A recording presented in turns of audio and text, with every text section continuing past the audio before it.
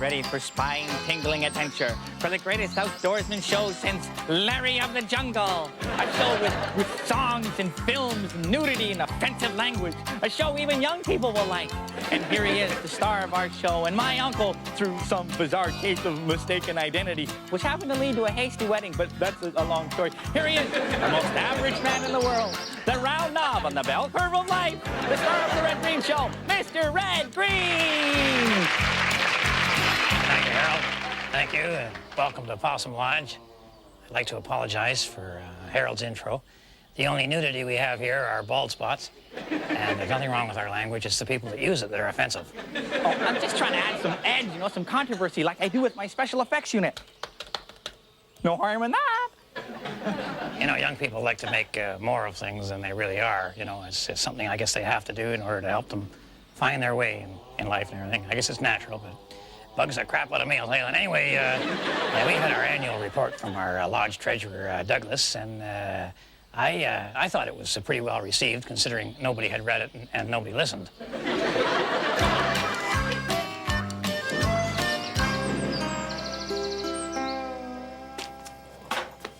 What are you doing, Douglas? The lodge books? Oh. You busy? Yes, I am. I know that's hard for a government employee to relate to.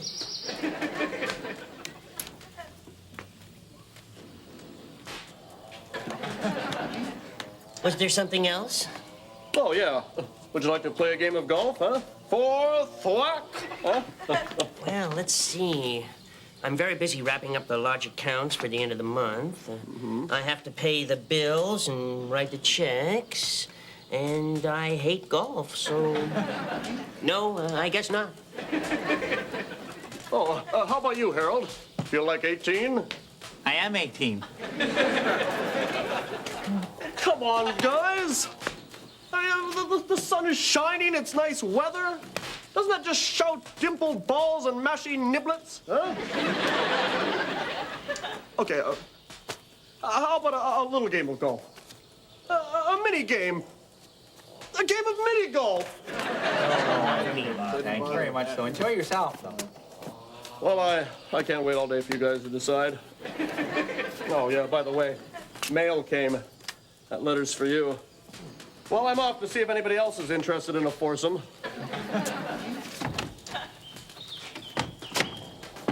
Boy, I thought he'd never leave. I was getting cramps hiding in the hallway there.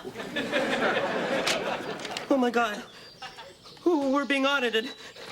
The lodge is being audited. Harold, the lodge is being audited. Oh, boy! Oh! What does that mean? Are we gonna get hurt? Oh, this is the end. This is it. Oh, the government is against us. You know how many people they have working for them? We're outnumbered. We're done for. Oh, they're gonna go over our accounts and find out we didn't pay enough tax. Well, how much tax did we pay, Douglas? None. No, that doesn't sound like enough. Well, now, don't worry, fellas. I've been through this kind of thing before. All right, everybody come on over here. Bill, Douglas, Harold, grab a seat at the table.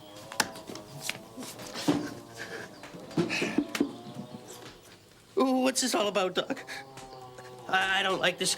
You scare me. Now, don't get your knickers in a knot, Douglas. Grab a seat.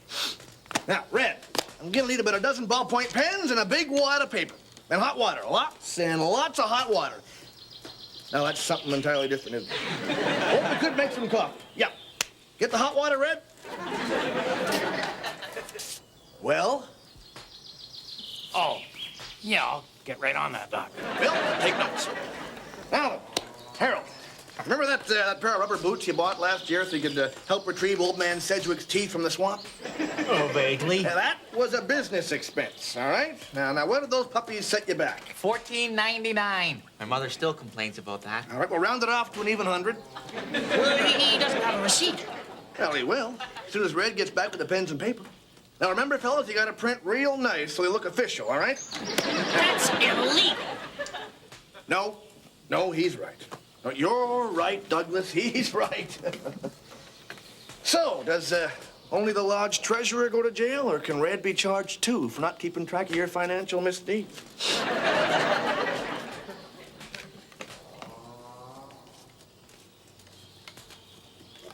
haircuts. I got one for every lodge meeting. That's another 500 right there. Now, all right, we need the Harold Zip Cream. How about No. that? I don't want to go to court and have to testify that I have zits. I don't want Judge Wapner knowing that. Bill's medical expenses and the stuffy damages. So what's a couple hundred every week anyway? Oh, what about repairs to the lodge? Renovations, upgrading, cleaning expenses, maintenance costs. Can't push that one through. You're thinking about this place, are you? Long shot. Pushing, we're gonna get in trouble with that.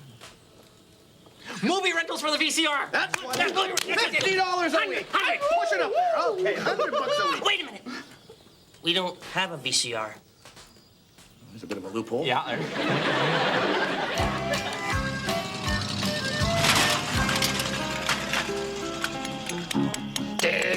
Dig, boys, make that pickaxe ring.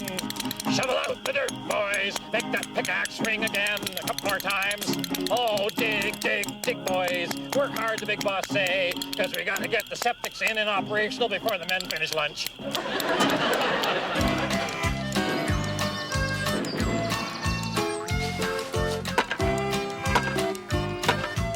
This week in Handyman Corner, we're gonna do a little bit of concentrating on safety. You've all heard the expression, safety first. Well, actually, at the lodge, it's more like safety forced. But you know, with the decay of moral values in society, the members all feel they now have something to live for. So there's a whole new focus there on the idea of safety. And this gave me an idea. You know, the new cars now have these airbags that are in front of you there, and no, I'm not talking about like the little bags they have in front of you on the airplane. But I was thinking, what if you had a personal airbag, something you could wear on your body at all times for any kind of a front-end collision or whatever? And so I thought I might design one of those, and of course the first thing you're going to need is an undershirt. An undershirt is usually just holding your own stomach, but this time it's going to be having something of value. So you want to seal her off real good. You go across the bottom with some staples. You might want to make 2 or 3 rows of staples on there. And then once you've got the staples all in place, you want to just cover that up with the handyman's secret weapon, duct tape. This is just a safety precaution, really, to cover up the staples, because any of you who've ever been to the outhouse with a magazine know the damage the staples can do. I'll finish that off later. What I want to show you right now is the most important part of the airbag, which is the airbag. Nothing runs like a deer, does it? This may look to you like a lawn bag, but this is going to save your life. What you do is open up your shirt or open up your blouse or, well, let's just stick with the shirt for now. And you want to pack the bag in there, just like packing a parachute. Or there was a movie one time where I think they said, are you packing a parachute or are you just glad to see me? Luckily, it was just a parachute. All right, once that's in place, you need something that's going to fill the bag up, something to inflate the bag. And when you think about safety, what do you think of? Fire extinguisher. Dump in there and fill that thing up in 2 seconds flat. Now, make sure you get the CO2 kind. Otherwise, you'll be picking fire retardant out of your shorts for the next 24 years. Kind of natural and unobtrusive looking, isn't it? And the beauty of it is, I could just be walking down the street, and if anything should start coming towards me of a full frontal nature, perhaps a speeding truck or what have you, I just reach calmly up over my back, quickly, but calmly up over my back, and pull the safety pin, and just release my personal airbag.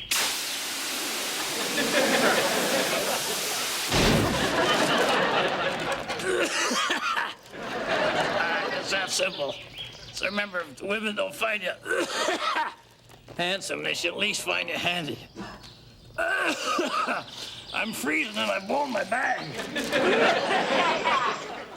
Twist ties. Oh, twist ties. Twist Yeah, ties. plenty of those. $1,000. Yeah, easily. Big bags. Is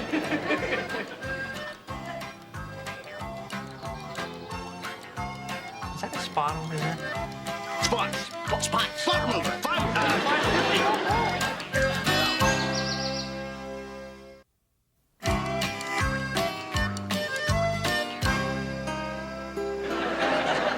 It is autumn, Thanksgiving weekend. Friends and family gather around the TV. Friday night, a basketball game.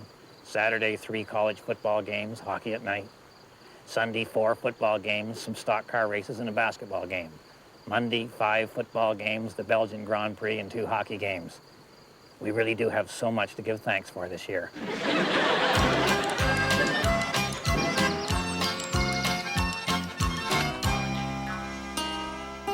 So, unfortunately, money problems tend to ruin friendships, or whatever it is we have going for us up here at the lodge. And things have kind of deteriorated to the point that people are starting to point fingers at each other and asking questions like, what color of shoe polish were you drinking when you bought that? Well, you know, Uncle Red, there were some questionable purchases of late. You know, I'm talking like the 8-slot car racetrack sets, you know, minus the transformer and cars, the lava lamps, the wind-powered typewriter, oh, the backhoe. Oh. What's wrong with the backhoe, Harold? Nothing. Absolutely nothing, because I forgot that you purchased that, didn't you? No, it doesn't matter who bought it, Harold. I mean, the backhoe was either a smart purchase or it wasn't. I say it was. Oh, yes. Oh, it was. I'm just saying that, you know, you could always rent one. Yeah, Harold, you can always rent one, but if you're renting one often enough, it's cheaper to buy a backhoe. Exactly. Yes, it is. It's just the only difference is that the rental one, it runs. Well, yes, and the one that I bought will run too, Harold, as soon as those carburetor parts come in. You know, don't forget, that's how I got such a great price on it. Oh, yes, indeed, you do. You got an excellent price on it. You know, I'm just, some skeptics, they might ask themselves, like, well, why did they buy a backhoe that doesn't run, yet they continue to rent one that does? Something. Well, Harold, you're just not going to understand this, okay? It's that simple. It's the difference between capital expenditure and daily operating costs. You know, you're never going to figure this out, Harold. No, it's beyond me.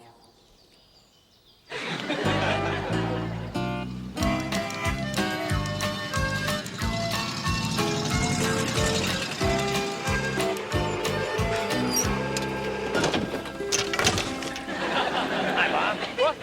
Oh, hi, Red. How you doing? Is that my golf bag over Oh, there? sorry. Not bad, I guess. I'm doing a little bit of ministry work. Oh, don't worry about it. All right. It's not important. What you doing here? Some ministry work. Uh-huh. Yeah, it's land survey. You do that with a golf ball? Well, it's the fastest way to check which way the green breaks. Oh, yeah. The land breaks. The land slopes. Oh. That's right. Yeah. Oh. Yeah, definitely a problem. Yeah. Yeah, definitely some lateral movement in the substrata. Oh, yeah. See how the ball didn't go in a It didn't go where you wanted it to go. No. Bob, you know, I guess you heard we were being audited up at the lodge, eh? And I just thought maybe you could kind of help us. No, not that we want to cook the books, you know, but we were thinking, you know, with the way you keep your golf score, we could just. No, just wait a minute here. Now listen to me, Red. I mean, you can check my golf scorecards all the way back to 1973, and you won't find one discrepancy. And those are signed cards. I signed them myself. Well, that's good enough for me, Bob. You know, I probably didn't affect the leaderboard anyway, right? Are you wondering about my scoring? Is that it? How I score? Oh, you all been talking about? I'll tell you what. I will put all my work aside, and you and I will play a game of golf. I'll start from 0 right now. How about that, huh? No, thanks, Bob. Are you sure? No, that's fine. What I was thinking, though, is, you know, you're the only lodge member who is with the government. And I thought you could kind of explain what this auditing process is, and then also maybe give us some inside tips, you know, and so on, and what's expected. Well, I'm with the natural resources. I'm not with revenue. You know, I really don't know much about tax deductibles and, you know, that kind of stuff. Yeah. No, I don't know anything about that. Oh, boy. Yeah, definitely some bad movement there, though. The whole continent's in trouble, you know that, eh? Well, for our adventure this week, Bill pulled something out of his pants, which I thought originally was some of them fishnet pantyhose that he wears at parties sometimes. But it was a hammock for today's adventure. Now, the first thing you got to do is kind of unwind it, and I think we should have discussed, you know, whether we're going to go clockwise or counterclockwise, and then he got lots of patience there. Well, you know, it kind of serves you right there, Bill. And anyway, we look out. Oh, no, he's fine. We finally there we switched ends. Maybe that's what made it look. Oh, see, right? Okay, all right, I see what you mean. Anyway, we got her, and then we the trees were just, golly, I think just a little too bit further, a little too, maybe not quite close enough together, is what I'm trying to say. But on the other hand, you know, if you do use trees that are just that little bit extra bit apart, you get a real good tension on the unit. Maybe a little too much. I don't know. Boy, oh boy, she's snug, isn't she? But Bill's game, you know, and tried. Oh boy. Hammocks. There's a lot to a hammock, you know. No wonder people are sleeping in them. They're so darn tired from getting into the darn thing, you know. So then we decided to tie all four corners off, and this way she wouldn't pivot on it. Still had a bit of spring to her, but it wouldn't flip over. So we had a whole other. Oh, and he's up 50, 60 feet up there. So I figure, well, heck, we're done with the hammock, and he'll probably just climb down. Come on down, Bill. Come on down. Come on down, Bill. Not that way, Bill. Not that way, Bill. Oh, boy. Anyway, he's okay. Hammocks sure are relaxing, aren't they?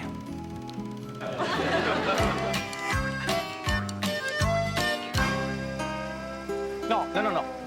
See, I'm not saying anything about you, Uncle Red. I'm just saying that most men your age have monstrous beer guts. Well, I don't think that's a major concern of yours, Harold. Well, I'm just saying, you know, I mean, I don't understand it, because in this day and age, we're more health conscious, certainly, and people are watching what they're eating and what they're drinking. How does that plus that equal monstrous beer gut? That's a sign of maturity.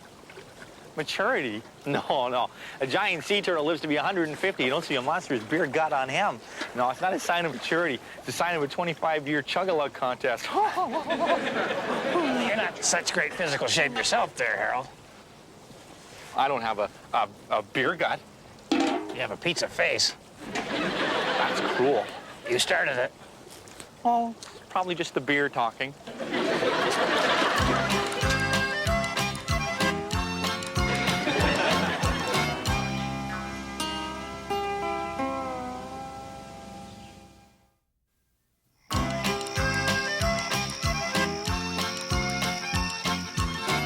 Well, we're all done making up our phony receipts. We got receipts for food, entertainment, ammo, airplanes. I'll tell you, there isn't a scrap of paper within 40 miles of the lodge, which has created a bit of a problem in the outhouse. Uncle Red, have you seen Douglas yet today? You know, he spent the entire day downtown with a really strict-looking guy from the government. Right, all right, okay, well, I suppose Douglas will explain that at tonight's lodge meeting. Anyway, the guys had so darn much fun making up all the receipts that they've kind of decided to do that as a business, you know, for other service clubs or whoever needs phony receipts. They're going to call it Fraud R Us. So they've asked the government to give them a list of everybody who's being audited, and then they'll just start making calls, you know. I suppose there's a flaw in the reasoning somewhere, but by golly, I can't spot it. Oh, that's it, Uncle Red. The squeal of the possum. The meeting is about to begin. I'll be downstairs. I'll wait for you down there, but you gotta hurry, though, okay? Okay, Harold, I'll be right down. I'll just zip down there and straighten out the financial situation. It shouldn't take very long. And maybe if any of you have got a financial problem of your own out there, you want some phony receipts, just drop us a line, ask for some bogus stuff. Or we could also sell you a backhoe.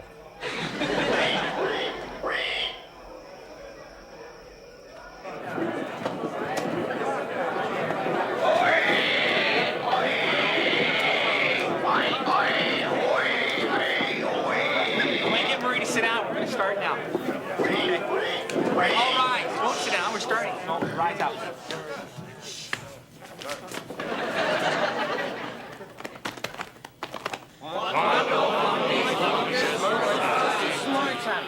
Sit down. All right, first thing on the agenda is who forgot to take the garbage out. Floor recognizes Doc Render. Thank you, Red. Doc Render, everybody. Thank you, Douglas. Now, these bags contain $9 million worth of receipts. I've got a few here that I don't think the government will accept, fellas. This one here is for us having our colors done. No go, Bill. Sorry. Maybe I can get a job in the prison laundry. Earn 5 cents a day. Red, old buddy, you'll come and see me in prison, won't you? You'll be in the next cell. Well, didn't you tell the tax guys we have receipts? I even showed him. All he did was laugh at me. Oh, boy. Just like that. Ha! Ha! Ha! He said you better start praying. Hey, wait a second. That's it. Praying. We'll declare ourselves a religion. Yeah. You know, those guys don't pay any tax. The Church of the Possum. I like that. I like that. Well, I mean, this place is a little bit of heaven for all of us, isn't it, huh, guys? Well, I don't know. I don't think taking the Lord's name in vain a lot necessarily makes us a religion. Well, okay. Well, why don't we declare ourselves a charity? That'll. Okay, all right. Well, that sounds That's great. better. We can have a charitable golf game, huh? Oh, that's it. Now, look, but he said it, ain't the least. Put some thought into your actions. We should declare ourselves a disaster area. Bartender, another creme de menthe. Oh, I know. This is what my mom does, right? She's got, like, credit cards. When they get all full up, she just gets, like, new credit cards. No, the government doesn't take American Express. That's it. That's it. We borrow against our credit cards. $10,000 divided by 50 guys is $200. $300. That's right. All right, we're saved. Now, first thing tomorrow, we all hit the bank and borrow $300. $200. $200. Thank you, Red. I love you. I love you. We're saved. We're saved.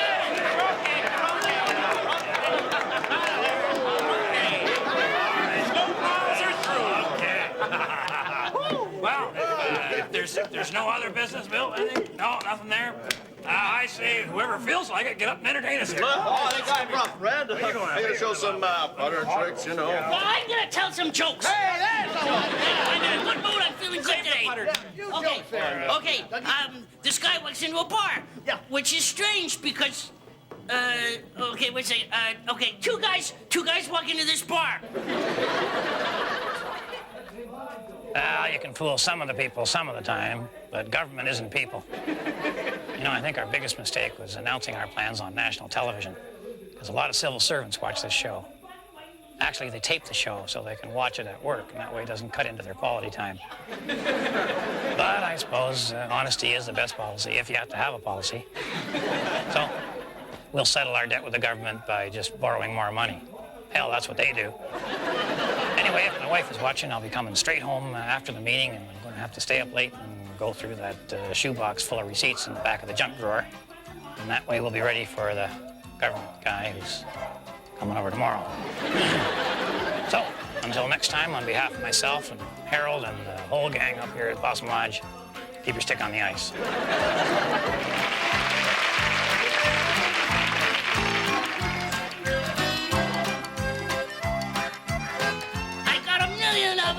I got him. Okay, what do you get when you cross a mink with a kangaroo? Minkaroo. No. A fur coat with one pocket. What he said. Ecological What problem. Bob said. Okay, all right, what's The worse? demise of a species. What's worse, a centipede with a sinus cold or an elephant with athlete's feet? The elephant? Scientifically,